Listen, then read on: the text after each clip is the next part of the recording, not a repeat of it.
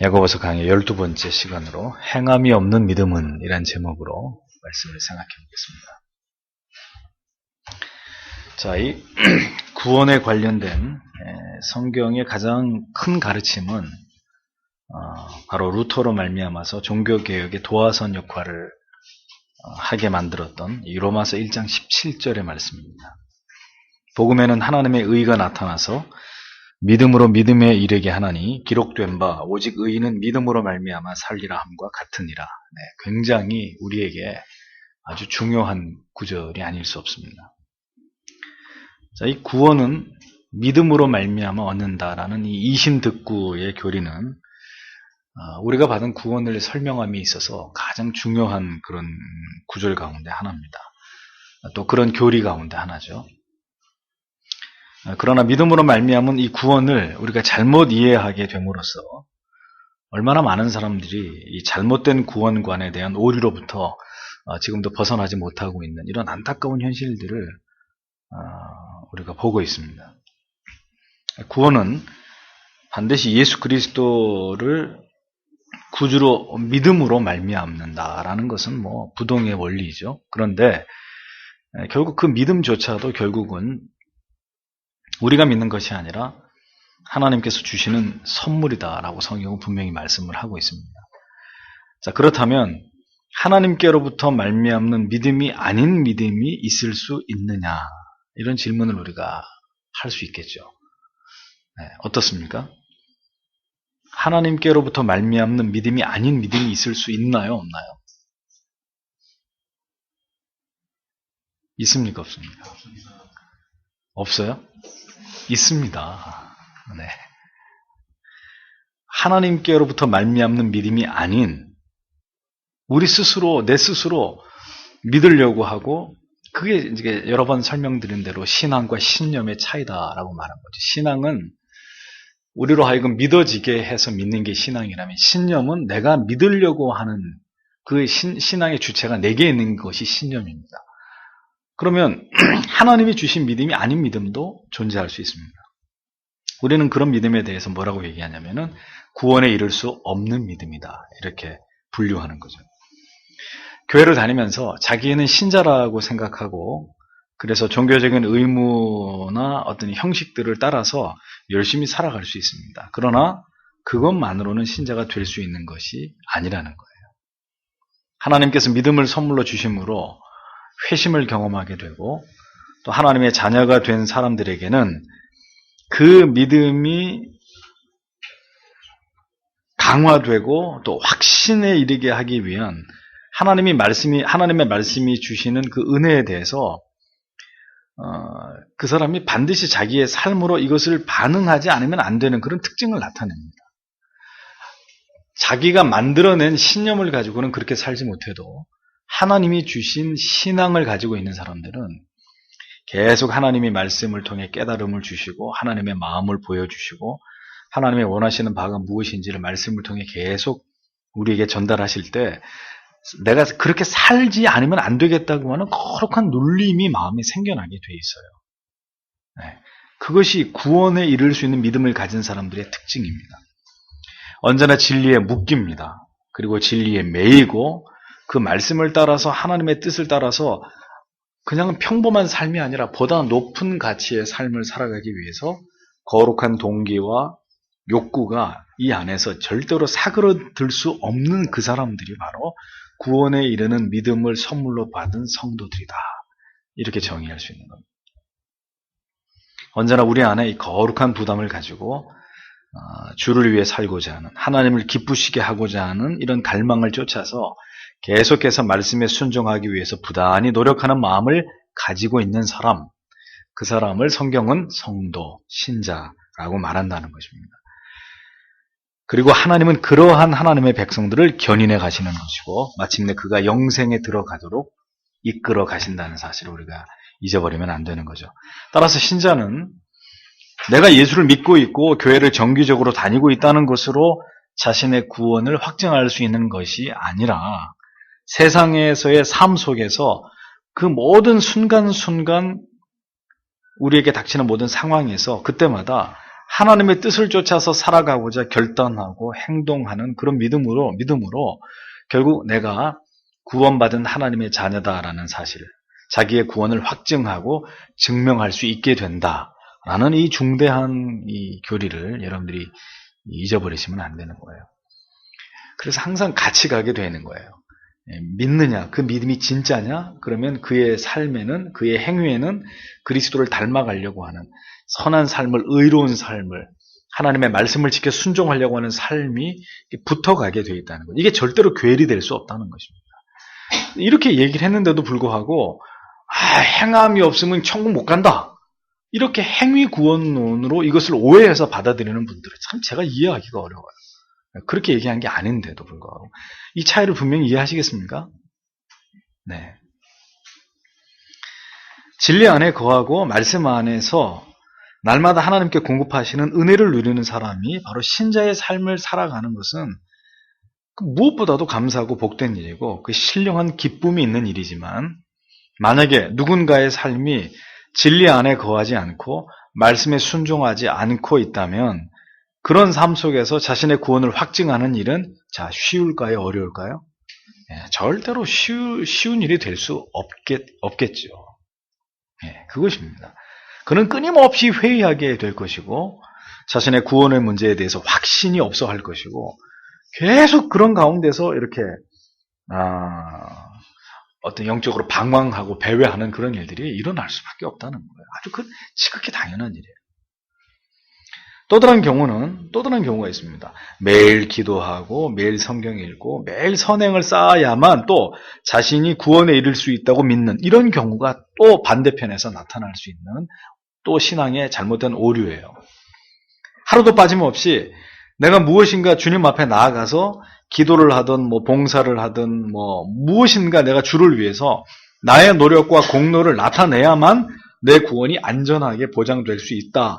이런 생각에서도 벗어나지 못하는 그런 역시 성경이 말씀하는 구원관과는 다른, 지금 제가 말씀드린 이런 믿음을 가진 사람들의 그 신앙의 뿌리는 뭐겠어요? 하도 이제 많이 얘기했으니까 답이 나와야 돼요. 어떤 잘못된 이단적 가르침을 가진 사람들이 이렇게 자꾸 자기 공로, 자기 선행, 자기 노력, 뭔가 내가 해야만 이것이 하나님 앞에 간합될 것이다. 그래서 그걸 통해서 자기 스스로 안위를 느끼려고 하는 이런 쪽으로 빠집니다. 그렇죠. 펠라기우스주의죠. 또 알미니안주의. 이 펠라기우스적이고 알미니안적인 이런 그릇된 신앙이 또 반대편에 존재하고 있는 거죠. 이런 것도 역시 성경이 말씀하는 구원과는 거리가 먼 것이라. 따라서 신앙에서 가장 중요한 것은 바로 올바른 구원에 이르는 것이어야 된다 이거죠. 신앙에서 아무리 강조해도 지나치지 않아요. 지금 내가 믿고 있는 이 길이 구원으로 인도해주는 다른 길이냐 그렇지 않느냐, 이걸 규정하는 것은 너무 중요한 일이라는 거죠.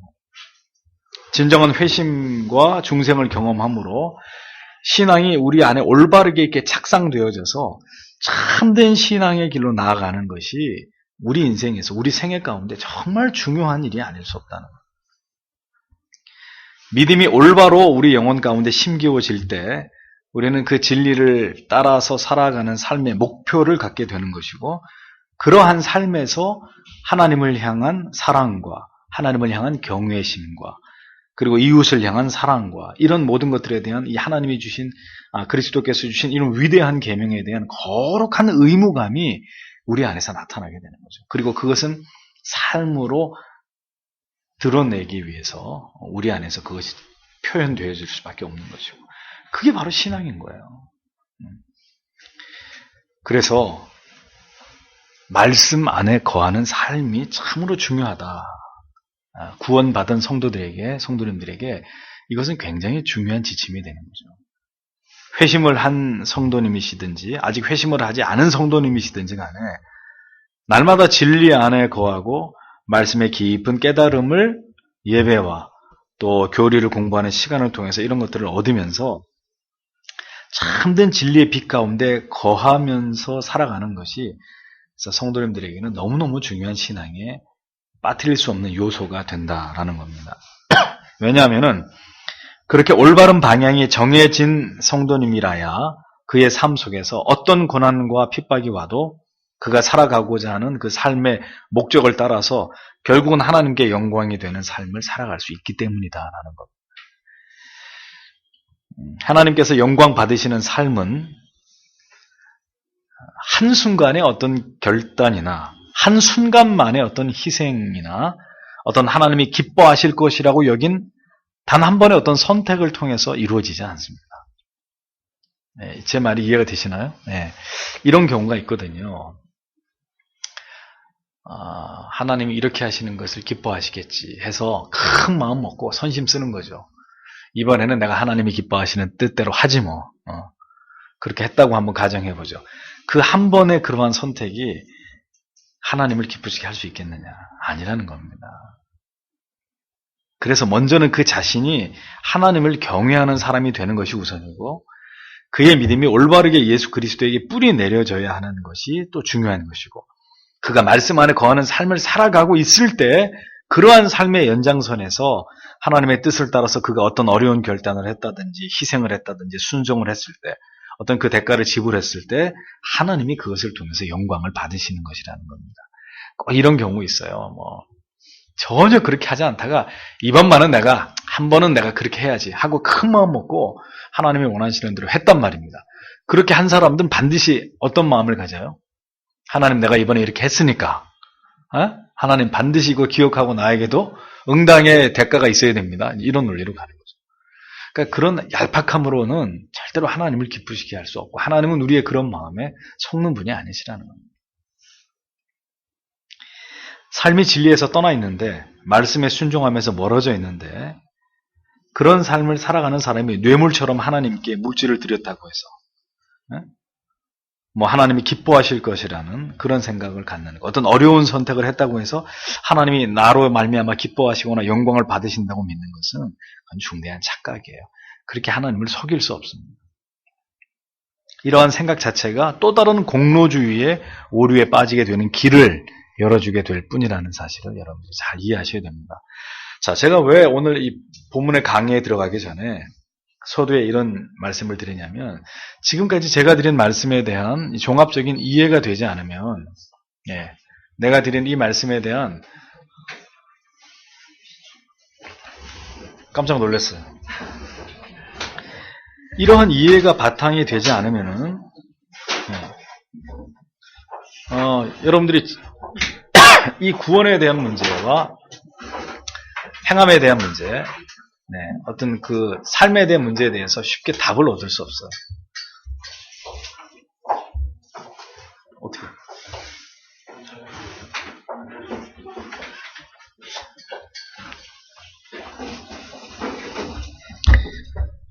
이런 이해가 정확하게 우리 안에서 이렇게 정리가 돼야 어떤 믿음이 진정으로 구원에 이를 수 있는 믿음인지를 야고보 사도에 이어지는 이 말씀을 통해서 여러분들이 더 확실하게 그 답을 얻을 수 있기 때문에 쭉 설명을 드렸습니다. 혹시 나중에라도 이 제가 지금까지 설명한 걸 존이라고 잘 못 들었으면 다시 집에 가가지고 지금 제가 이렇게 쭉 진술한 걸 잘 듣고 몇 번을 듣더라도 이해를 하셔야 됩니다. 그게 바로 성경이 얘기하는 구원에 이를 수 있는 믿음이구나. 그 구원에 이를 수 있는 믿음에서 비롯된 어떤 삶의 어떤 양상들, 나타남이구나. 이게 정리가 될 거예요. 이건 굉장히 중요하기 때문에 반드시 정리가 돼야 됩니다. 자, 그러면서 이제 14절을 직역을 해봅니다. 오늘 본문에. 나의 형제들아, 만일 누가 믿음을 말하나 행위들을 가지고 있지 않다면 무엇이 유익이냐? 그 믿음이 그를 구원할 수 없지 않느냐? 자, 이렇게 이제 번역이 됩니다. 직역을 하면. 이 문장의 주요 동사들을 가만 보면 모두 현재 능동태 가정법을 취하고 있습니다. 따라서 어떤 지속적인 행위나 주장을 나타내는 것으로 어떤 사람이 자신이 믿음을 가지고 있다고 계속해서 말을 하고 있는데 그런데 계속해서 아무것도 행하지 않는 사람이라는 걸 지금 얘기하는 거예요. 자기는 계속 자칭 나는 신자입니다. 나는 성도가 맞습니다. 나는 열심히 주님을 믿고 있습니다. 라고 말은 하는데 그의 삶을 보면 신자다운 삶의 열매가 전혀 나타나고 있지 않아요. 두 가지가 다 지속적인 거예요. 내가 신자라고 생각하는 것도 지속적이고 그러면서도 하나님이 기뻐하는 뜻을 따라서 순종하지 않는 삶을 살고 있는 것도 반복되고 있고 지속되고 있는 것이고 지금 이런 경우를 이야기하는 거예요. 자, 이러한 삶을 살아가고 있는 사람의 삶은, 그의 신앙은 하나님이 보실 때 아무런 의미가 될 수 없는 무익한 삶이다. 이렇게 야고보 사도가 딱 정리를 해버립니다.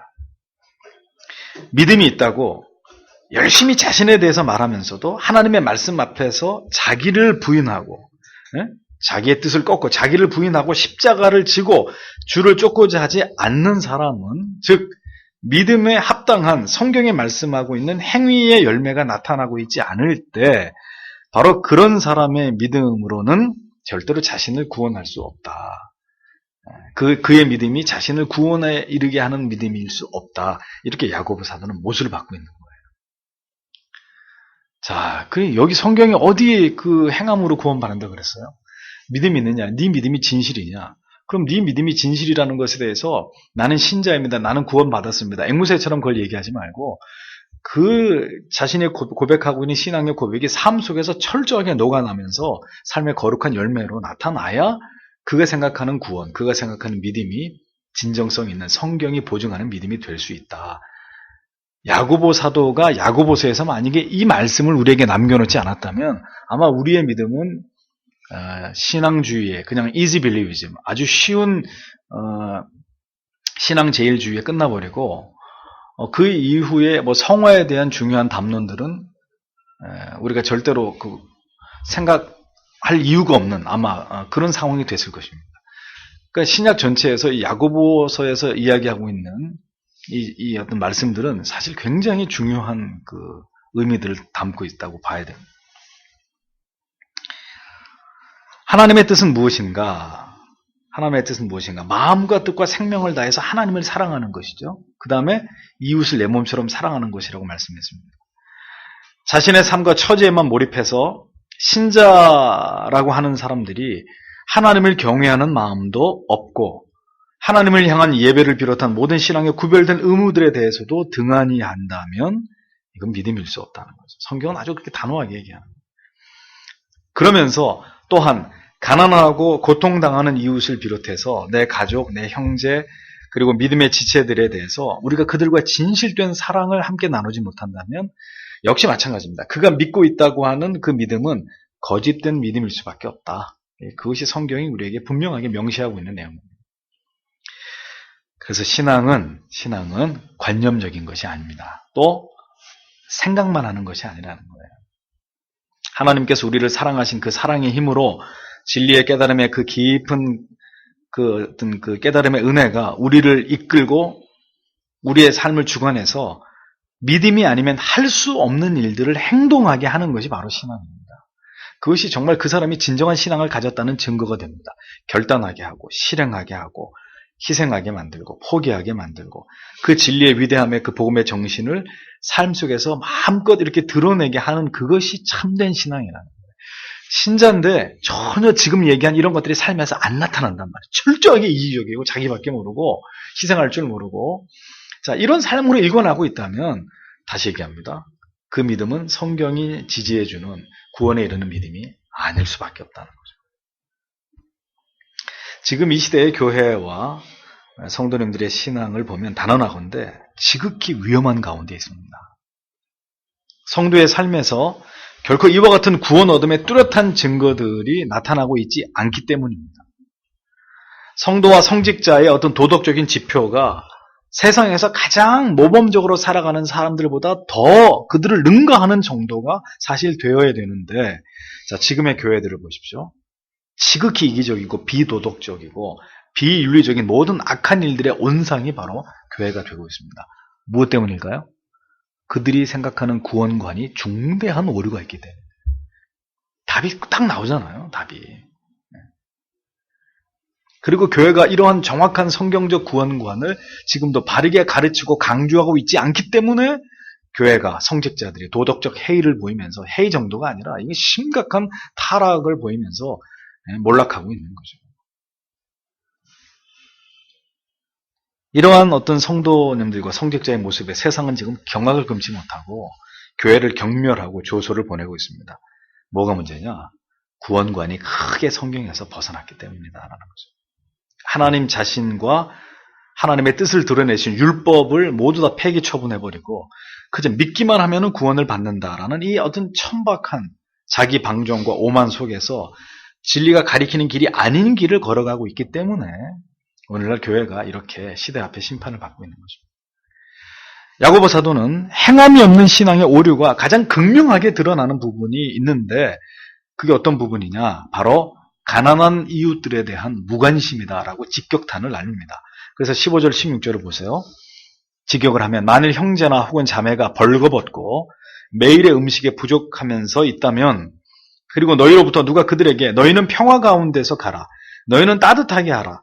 그리고 너희는 배불리라라고 말하고 너희가 그들에게 몸에 필요한 것들을 주지 않으면 무엇이 유익한가? 이렇게 번역이 됩니다. 이렇게 반문을 지금 하고 있어요. 야고보 사도가. 보십시오. 벌거벗고 굶주리고 있는 이웃들이 우리 주변에 있다고 가정했을 때 우리 성도들이 보편적으로 생각하기 쉬운 반응과 행동이 뭐냐 하면 이런 거예요. 가난한 사람이 헐벗고 굶주리고 있는 사람이에요. 그러니까 지금 우리가 안 도와주면 큰 변을 당할 수 있을 만큼 절박한 사람인데 그 사람이 도움을 달라고 왔는데 자, 보통 이런 경우에 교회가 성도들이 어떤 반응을 보이냐라고 했을 때 굶주리고 헐벗은 사람에게 한다는 말이 평안히 가십시오. 형제에게 주님의 평안이 있기를 원합니다. 그리고 돌려보낸다는 거예요. 그냥. 또 몸을 따뜻하게 좀 하세요. 그리고 그냥 돌려보내. 뭘 옷을 벗어서 입혀주지도 않고 몸을 따뜻하게 해야 됩니다. 이렇게 벌거벗고 돌아다니면 안 됩니다. 하고 그냥 보낸다는 거예요. 응? 그리고 또 하는 말이 가서 좀 맛있는 거 먹고 좀 배 좀 불리세요. 배부르게 하세요. 굶고 다니지 말고. 그냥 그렇게 하고 보낸다는 거예요. 응? 이게 무슨 얘기입니까? 얼마나 우리가 무성의하고 공허한 말과 형식적인 반응으로 일관하는 경우들이 우리에게 얼마나 많은지를 딱 꼬집어가지고 아주 성경이 이게 바로 우리의 모습이다. 우리가 이렇게 정말 헐벗고 죽어가는 사람들이 있는데도 우리의 실제적인 마음과 생각과 행동은 그들에게서 멀고 허황되고 공허하다는 사실을 아주 직시하게 만들고 있는 그런 말씀입니다. 왜 이 같은 의미 없는 말들로 우리는 이웃을 도와야 되는 그 순간을 외면하고 있느냐? 예? 야고보 사도가 물어보는 거예요. 왜 아니 배가 고파서 온 사람, 헐벗고 있는 사람에게는 두 말이 필요 없고 당장 따뜻한 밥을 해서 한 그릇 배부르게 먹여주고 네가 입고 있는 외투라도 벗어서 따뜻하게 하고 보내는 게 그게 답이지. 한다는 말이 굶고 다니지 마세요. 몸 따뜻하게 하세요. 형제에게 평안이 있길 원합니다. 장난하는 거예요, 지금. 여러분들이 만약에 헐벗고 굶주린 입장에서 누가 나한테 실제적인 도움은 주지 않고 한다는 말이 형제를 사랑합니다. 하나님의 축복이 함께하길 원합니다. 안녕히 가세요. 기분 좋은 말이에요. 우리가 이렇게 실제적인 이웃사랑의 도를 실천하지 않는다는 거죠. 우리의 믿음은 우리의 행위와 너무 멀리 떨어져 있다고 야고보 사도가 정확하게 이 부분을 지적하고 있는 것입니다. 어려운 자들을 돕기 위해서 현실적으로 우리의 지갑을 열어야 되는데 그러고 싶지 않으니까 형제와 평안히 가십시오. 이러고 만다는 거예요. 그들을 돕기 위해서 지출되는 이 물질에 대한 인색함이 우리 안에 있기 때문에 그들을 돕기보다는 그것으로 내 필요를 먼저 생각하게 되기 때문에 우리는 오늘도 우리 곁에 와서 헐벗고 배고프다고 하는 사람을 즉시 도우려고 하지 않고 그저 적당한 핑계와 변명을 둘러대는 방법으로 그 상황을 모면하고자 하는 아직 우리 안에 이런 부끄러움이 있다는 거예요. 잠언 3장 27절 28절에 어떤 말씀이 기록되어 있냐면요.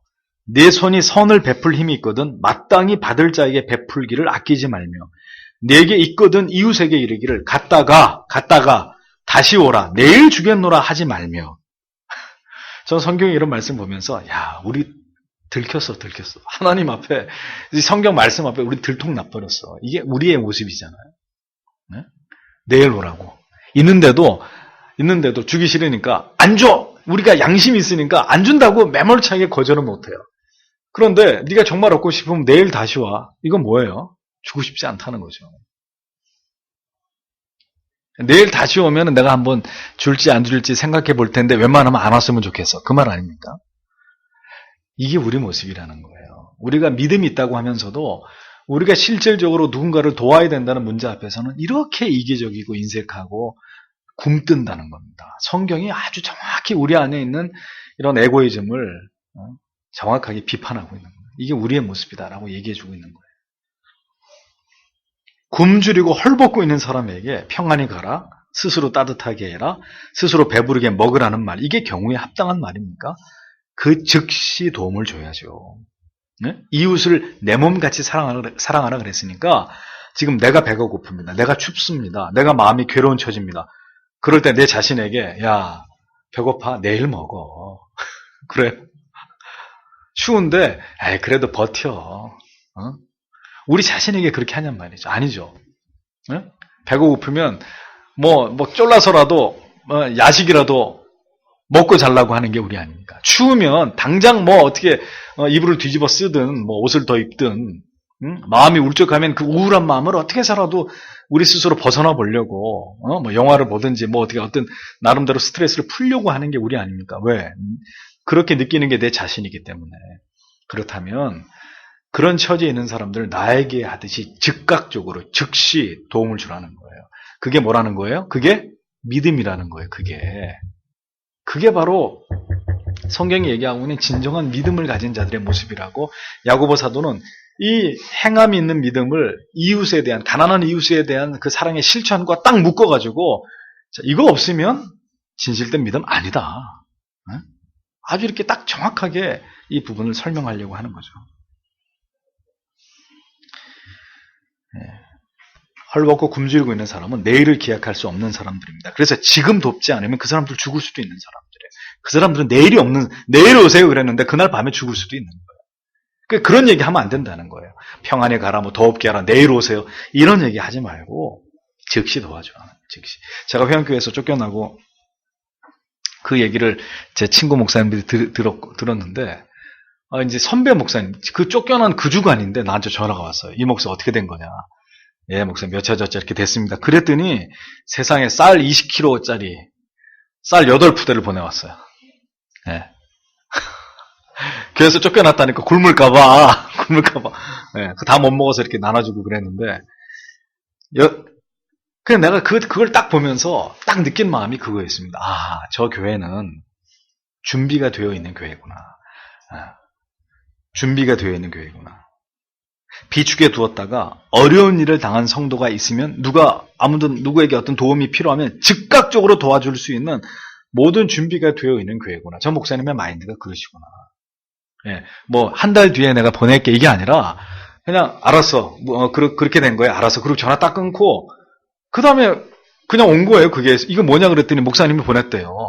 그냥 내가 그렇게 된 사실을 딱 알고 전화 끊고 나한테 뭐 쌀 보내겠다 얘기도 안 하고 그냥 차에 실어서 보낸 거예요. 즉시 도와주더라고요. 즉시. 네, 집은 어떻게 됐어? 아, 집은 그대로 있습니다. 알았어. 그게 끝이에요, 그냥. 내가 참 저거구나. 저렇게 즉시. 네?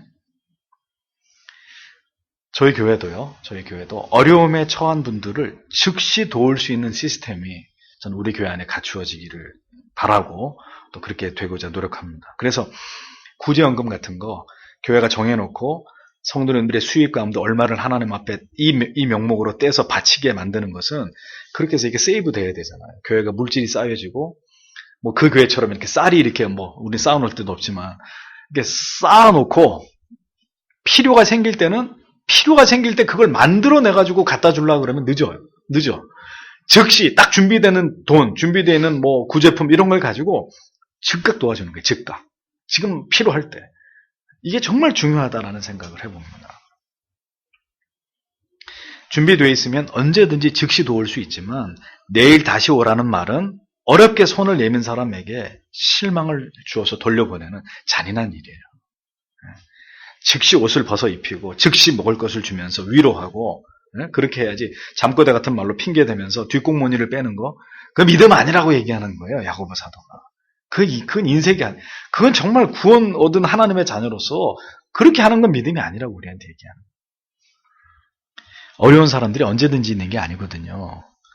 도울 기회가 올 때 즉시 지갑을 열어야 됩니다. 그리고 도울 수 있도록 준비해 두어야 됩니다. 그것이 믿음이라는 거죠. 그것이 진실된 이웃 사랑이라고 말합니다. 그것이 행동하는 믿음이다.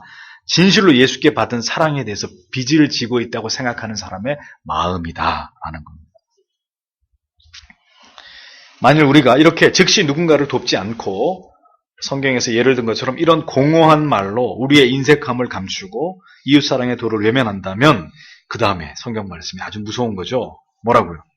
마지막 17절에 이와 같이 행함이 없는 믿음은 그 자체가 이미 죽은 것이다. 끝난 것이다 이겁니다. 예?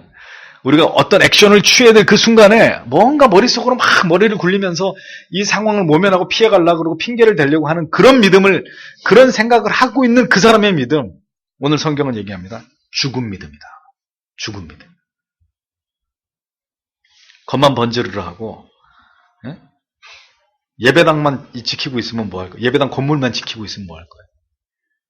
좋은 차를 타고 다니고 화려한 옷을 입고 좋은 곳에서 외식을 하는 거 저 죄라고 얘기하지 않습니다. 다만 여러분들이 그렇게 하실 때 또 반대편에 어려운 분들을 도울 줄 아시고 그들을 위해서 나의 필요를 조금 뒤로 미루고 거룩한 부담을 안고 그들을 향해서 손을 뻗어줄 수 있는 마음도 같이 가지란 말이에요. 네? 성경, 내가 남에게 그렇게 하지 않으면서 내 자신만을 위하는 건 죄라는 거예요. 내가 누군가를 그렇게 하면서 또 하나님이 내게 주신 것들을 누리는 걸 가지고 누가 뭐라 그러겠어요. 근데 다른 사람의 필요에 대해서는 둔감하면서 내 필요에만 몰두한다. 이건 아니라는 거예요. 이건 신자의 마음이 아니라는 거예요. 성경은 말합니다. 그런 사람이 주장하는 믿음이 있다고 하는 스스로의 항변은 미안하지만 죽은 것일 뿐이다. 죽은 믿음이다. 즉 그것은 믿음이 아니다. 믿음으로 인정할 수 있는 것이 못 된다라는 겁니다. 더 엄밀히 말하면 그러한 마음을 가진 자는 구원에 이르는 믿음을 가진 자라고 보기 어렵다라는 거죠. 대부분 보면 교회나 저나 우리 성도님들이 냉정하게 어려운 사람들 거절하지 못합니다. 그래도 우리에게 양심이 있으니까. 그러면서 우리는 생각하죠. 내일 오라 그랬으니까. 그래도 적어도 우리는 평안을 빌어줬으니까. 그래도 위로하는 말을 해줬으니까. 그래도 그런 거 안 한 것보단 나아. 이렇게 생각할 수 있는데, 자, 우리가 지금까지 그렇게 생각했다면 이건 참으로 부끄러운 모습. 이건 정말 우리가 인색했다는 증거가 되는 거죠. 예. 즉시 베푸는 자가 되어야 됩니다. 언제나 선한 일에 준비된 우리 자신이 되어야 되고, 교회가 되어야 됩니다. 어떤 분이 저에게 이제 TV에서 젠틀맨이라는 프로그램이 있는데 한번 꼭 보라 그래서 봤습니다. 젠틀맨이라는 프로그램 보셨어요? 저 집사님 말을 모르죠? 보세요. 내가 보라 그래서 한번 보세요. 그게 어떤 프로그램이냐면은 어떤 사람을 도와줘야 되는 상황을 설정해 놓고 시민들 가운데 누가 손을 걷어붙이고 그 위기에 처한 사람을 돕느냐 이걸 이제 몰래 카메라로 옛날에 그 이경규 씨가 양심 냉장고 했듯이 그런 프로그램이에요.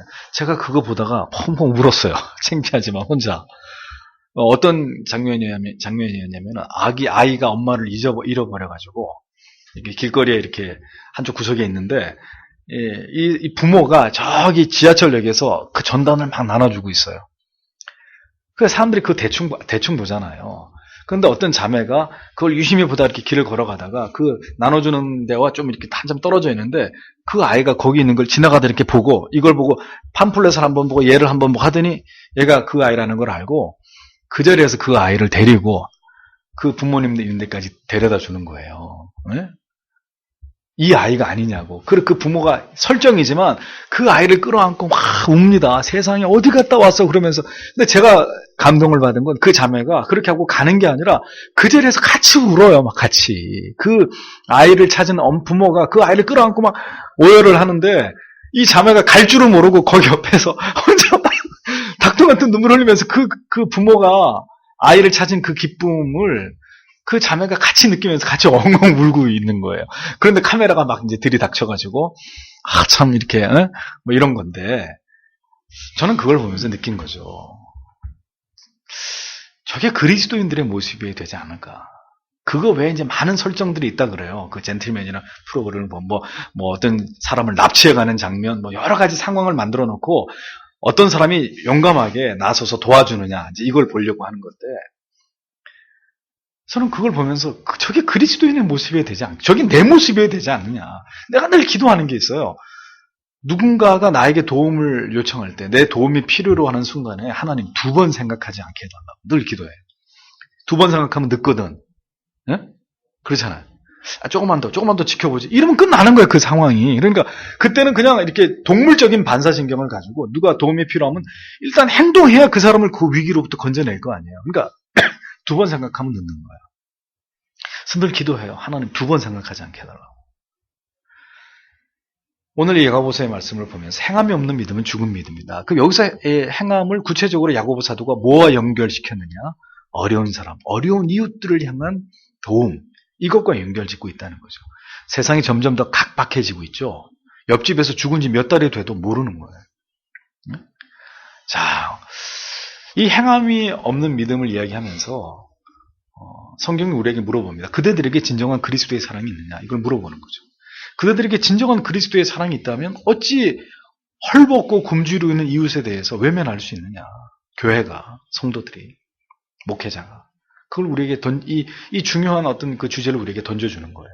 너희들이 어떻게 믿음이 있다고 말할 수 있느냐? 하나님 사랑, 이웃 사랑의 이 위대한 계명이 우리가 받은 가장 큰 계명이라고 하면서 어떻게 그렇게 이웃 사랑에 대해서 우리가 인색하고 무관심할 수 있느냐?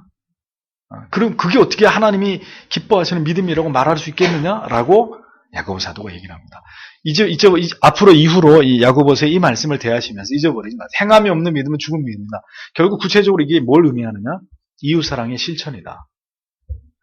여러분들이 행함이 없는 믿음은 죽은 믿음이라는 것까지는 아셨는데 결국 여기서 말하는 행함이 구체적으로 가난한 이웃을 돕는 것이다라는 건 모르셨을 거예요. 이렇게 전체적으로 이해하지 못하면. 그래서 교회는 이 땅에 존재하는 그날까지 어려운 사람, 고통당하는 사람, 힘들어하는 지체들, 그들을 도와주고 세워주고 즉각적으로 그들의 필요를 채워주는 이런 일들에 교회가 열심을 내야 된다는 것입니다. 저희 교회가 앞으로 계속해서 이러한 시스템들을 더 개발하고 더 이런 것들이 잘 진행되도록 잘 준비되어져야 될 것 같고요. 바로 오늘 우리가 이 말씀을 들었으니 하나님의 교회를 통해 이 선한 일들, 이 그리스도의 사랑이 실천되는 일에 우리가 하나님 앞에 귀하게 쓰임받는 일꾼들이 되어야 될 줄 믿습니다. 기도하겠습니다.